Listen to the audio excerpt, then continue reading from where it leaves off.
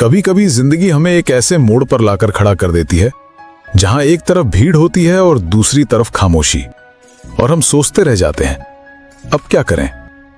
हर किसी की जिंदगी में एक ऐसा लम्हा आता है जहां कोई राह साफ नहीं दिखती, लेकिन फैसला करना जरूरी होता है। आज की कहानी उसी मोड़ की है जहां एक 18 साल का लड़का खड़ा था। उसके हाथ में था एक मौका, पर डर यह था कि अगर फिसल गया तो कोई थामने वाला नहीं होगा।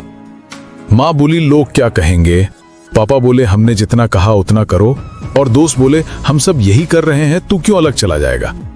हर कोई बोल रहा था पर कोई नहीं सुन रहा था।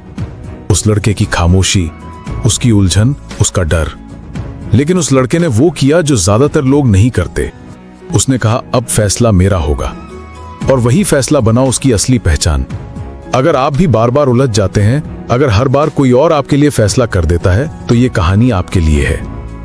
क्योंकि जिम्मेदारी से भागने वाला कभी महान नहीं बनता, और खुद का फैसला लेने वाला कभी छोटा नहीं होता। हर इंसान की जिंदगी में दो चीजें आती हैं, आईना और दरवाजा। आईना दिखाता है कि हम कौन हैं, और दरवाजा पूछता है कि अब आगे कहां जाना है। लेकिन ज्यादातर लोग आईने से नजरें चुरा लेते हैं और दरवाजा किसी और से खुलवाना चाहते हैं। अर्जुन एक छोटे शहर का लड़का, होशियार, समझदार, लेकिन हमेशा उलझा हुआ। वो ऐसा लड़का था जो दूसरों की बातें सुन के खुद की आवाज भूल चुका था। स्कूल में अव्वल रहा, लेकिन जिंदगी के असली इम्तिहान में वो अब तक बैठा ही नहीं था। 12वीं पास की, और अब वो उसी मोड़ पर खड़ा था जहां हर युवा खड़ा होता है। अब क्या करूं? माँ चाहती थी कि वो नौकरी करे, पापा चाहते थे वो सरकारी तैयारी करे, दोस्त बोले हम सब यही कर रहे हैं, तू क्यों अलग चला जाएगा। ऐसा लग रहा था जैसे जिंदगी एक ट्रेन है और सबको तय स्टेशन पर ही उतरना है। पर अर्जुन को लग रहा था कि वो गलत ट्रेन में बैठा है। वो उलझ चुका था और अंदर ही अंदर घुट रहा था। रोज दीवारों से बातें करता, तकिए में चेहरा छुपा कर सो जाता। उसकी आंखें नींद में नहीं, सवालों में डूबी रहती थीं। एक दिन अर्जुन इन सब बातों से परेशान होकर शहर से दूर निकल गया। बिना किसी को बताए बस चल पड़ा। चलते चलते वो एक वीरान जगह पर पहुंचा, जहां एक पुरानी झोपड़ी थी। दूर दूर तक कोई नहीं था, सिर्फ हवा की आवाज और सूखी घास की सरसराहट। वहीं बैठे थे एक बोध बाबा, शांत, मुस्कुराता हुआ चेहरा। उनके चेहरे की झुर्रियां वक्त की समझ थीं और आंखों में ऐसा सुकून था जो अर्जुन ने कभी महसूस नहीं किया था। अर्जुन उनके पास बैठ गया। काफी देर तक कोई कुछ नहीं बोला।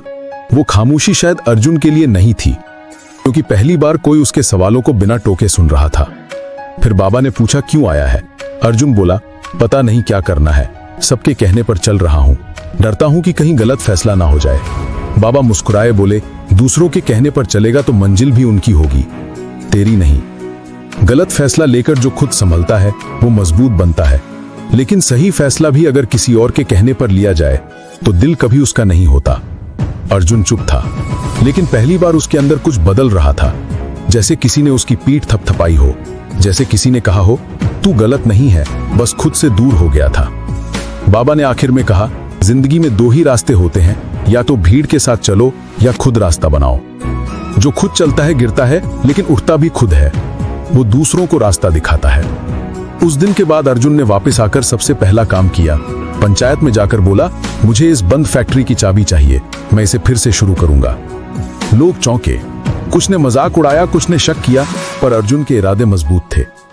उसने गांव की पुरानी जंग लगी फैक्ट्री को दोबारा खड़ा किया, नई मशीनें लाई, पुराने मजदूरों को वापस लाया और गांव के नौजवानों को हुनर सिखाया। 6 महीने बाद वहां से सामान बनकर शहरों में जाने लगा। साल भर के अंदर अर्जुन का नाम जिले में गूंजने लगा। अब वो वही अर्जुन था, पर नजरिया बदल चुका था। अब लोग कहते थे उसने खुद फैसला लिया और खुद अपनी किस्मत बनाई। जिस दिन तुम खुद को देख पाते हो उस दिन तुम फैसले लेने लगते हो, और जो अपने फैसलों की जिम्मेदारी लेता है वो किसी का मोहताज नहीं रहता।